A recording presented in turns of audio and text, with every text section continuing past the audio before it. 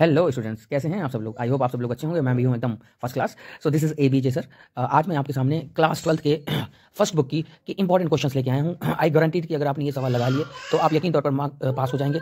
और लाइक अगर कुछ उसमें एडिशनल चीज़ें जो बताऊंगा अगर वो भी कर लिए तो आप अच्छे मार्क्स भी ला सकते हो। तो देखिए यहाँ पर अगर आप फर्स्ट पार्ट की बात करेंगे, एग्जाम्पल देख सकते हैं। उसके बाद यहाँ पर कुछ जो क्वेश्चन टिक लगे हुए हैं वही सब सवाल बहुत इंपॉर्टेंट है। आप इन सब क्वेश्चनों को आपको करना है, राइट। देख सकते हैं जो इंपॉर्टेंट सवाल हैं वही मैंने टिक किए हैं और वही मैं आपको शो करूंगा, राइट।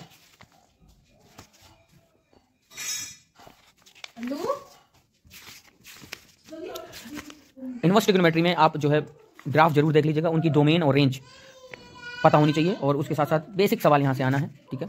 जो इंपॉर्टेंट सवाल हैं वो मैंने टिक कर रखे हैं।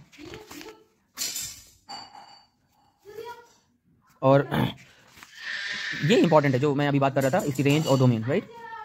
उसके बाद मैट्रिसेस में आएंगे।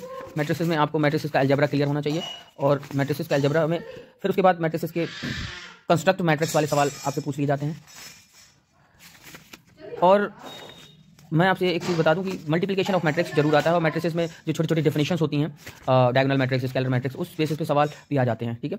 तो आपको बता दूं कि आपको इसमें ज़्यादा सवाल कुछ नहीं करने, जो सवाल टिक लगे हुए हैं जो मैं आपको शो कर रहा हूँ आपको वो चीज़ करनी है। आप बेहतरीन स्कोर कर सकते हो, राइट। देखिए यहाँ पर ये आपका क्वेश्चन हो गया, एग्जाम्पल 22 दिख रहा है। उसके बाद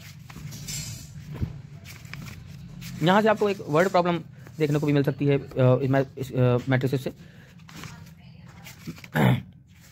फिर आपका डिटर्मिनेंट आ जाता है। डिटर्मिनेंट में आपको डिटर्मिनेंट की छोटी छोटी प्रॉपर्टीज हैं, प्रॉपर्टीज बेसिस पे MCQs आ जाते हैं, ठीक है। और यहाँ पर जो टिक लगे हुए हैं आपको वो सवाल करने हैं बस, अगर आपको अच्छे से पास होना है, राइट। जिनकी अभी बिल्कुल तैयारी नहीं है वो ये वाले सवाल कर लेंगे तो आई गारंटीड कि वो पास हो जाएंगे।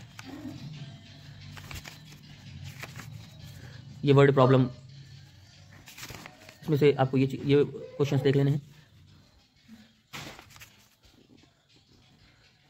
राइट। उसके बाद सीधा क्वाड्रेटिक डिफरेंशिएबिलिटी में अगर आएंगे आप तो फंक्शन के बारे में आपको बेसिक इन्फॉर्मेशन होनी चाहिए, उसके साथ साथ ये इंपॉर्टेंट क्वेश्चंस हैं, ठीक है।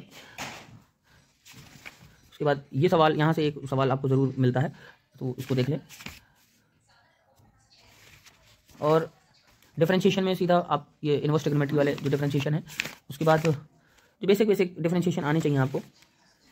ये जो x की पावर sin x है, ये इसमें लॉग लेके आप कर सकते हैं, तो इस टाइप का भी सवाल आपको देखने को मिलता है। उसके बाद ये वाले जो सवाल हैं अगर आपने इनको लगा लिया तो आपको कॉन्सेप्ट बिल्ड हो जाएगा और आप क्वेश्चन कर ले जाओगे। ये वाले सवाल हैं, देखिए, ठीक है। ये सवाल एग्जाम्पल जरूर लगाने हैं, एग्जाम्पल को छोड़ना नहीं है। एग्जाम्पल जो इंपॉर्टेंट है वो मैंने सब टिक कर रखे हैं। मैं आपको श्योरिटी देता हूँ कि अगर आपने इतने सवाल कर लिए तो आप मैथमेटिक्स में पास हो जाओगे, चाहे वो CBSE बोर्ड के हों चाहे वो UP बोर्ड के हों, राइट। ये एक एग्जाम्पल है, देख सकते हैं। काफ़ी मैंने इसमें रिसर्च किया, पहले मैचेस कराए और फिर प्रीवियस ईयर के क्वेश्चन पेपर। ये सवाल CBSE में बहुत पूछा जा रहा है तो मैंने मैच करा के काफ़ी कुछ फिर मैं इन्हें टिक किए हैं सवालों को। तो आई होप आप लोग इस चीज़ को अच्छे से इसको फ़ायदा उठाएंगे और जो पेपर होगा फिर उसमें आप क्रॉस वेरीफाई भी करना कि सर ने जो क्वेश्चन टिक लगाए थे उनमें से कौन से आए। और फिर आप इसमें मुझे कमेंट भी करिएगा कि कौन कौन इस वीडियो को देख के क्वेश्चंस लगाया है और वो पास हुआ है, ठीक है। देखिए पास होने भर के लिए ये काफ़ी है, लेकिन अगर आपको एक्स्ट्रा चीज़ें करनी हैं तो फिर उसमें जो है आपको MCQs, कॉम्पिटेंसी बेस्ड क्वेश्चन होते हैं MCQs, और जो असर्शन रीजन वगैरह, उसके साथ साथ केस स्टडी। तो केस स्टडी वो सब बेटा इसी से ही फॉर्म होते हैं, मतलब NCERT से ही फॉर्म होते हैं MCQs। और केस स्टडी यहाँ देखिए मैक्सिमम मिनिमा के जो सवाल हैं, यहाँ से मैक्सिमम मिनिमा के कई बार सवाल पूछे गए हैं।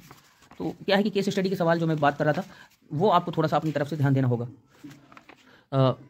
केस स्टडी प्रोबेबिलिटी से आने के ज़्यादा चांसेस रहते हैं, लेकिन यहाँ पर जो सवाल जो इंपॉर्टेंट थे मैंने आपको